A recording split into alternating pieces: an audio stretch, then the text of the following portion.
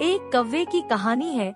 एक बहुत ही सुनहरी जंगल में एक कौवा रहता था। उसी जंगल में और भी बहुत सारे प्यारे प्यारे चिड़िया रहते थे, परंतु वह कौवे के दोस्त नहीं थे। कौवे अपने घर में बहुत उदास बैठा रहता था, क्योंकि बाकी चिड़िया उससे दोस्ती नहीं करते थे और बाकी चिड़िया कहते थे कि हम काले कौवे से दोस्ती नहीं करेंगे। अगर मैं काला हूँ तो इसमें मेरा क्या कसूर है? बाकी चिड़िया मुझसे दोस्ती क्यों नहीं करते, इसलिए मैं उदास रहता हूँ। कोई तो मुझसे दोस्ती कर ले।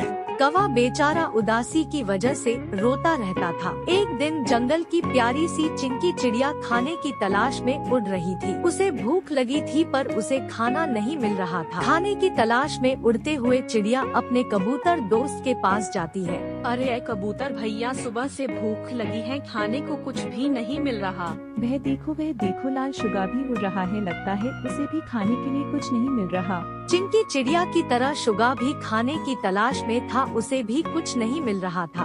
हाँ चिड़िया बहन, तुम्हारी और ललका शुगा की तरह मैं भी सुबह से भूखा हूँ। मैंने भी कुछ भी नहीं खाया, सुबह से मैं भी खाने की तलाश में था, अभी तक हार के बैठा हूँ। चिंकी चिड़िया और जंगल के बाकी परिंदे सब भूखे थे, किसी को खाने के लिए कुछ नहीं मिला था। दूसरी तरफ कौवे के घर में बहुत ज्यादा अनाज मौजूद था। भूख से बेहाल मिट्ठू के दिमाग में अचानक से ख्याल आता है, क्यों ना कौवे से अनाज लिया जाए, और वह अपनी चिड़िया दोस्त के पास जाता है। चिड़िया चिड़िया मेरे दोस्त, मेरी बात सुनो, मेरी बात सुनो।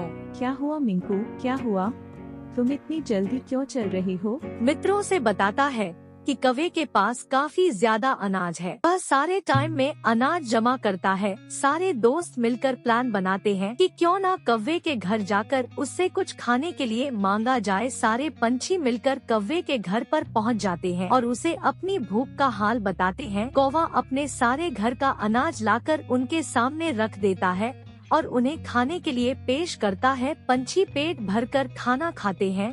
खाना खाने के बाद पंछी कौवे से अपनी गलती की माफी मांगते हैं कि वो उसके काले रंग की वजह से उसके साथ दोही नहीं करते थे। पंछियों को एहसास होता है कि कौवा दिल का कितना अच्छा है और उसके रंग की वजह से हमें उसके साथ ऐसे नहीं करना चाहिए। उस दिन के बाद सारे पंछी हंसी खुशी से जंगल में रहने लगता है।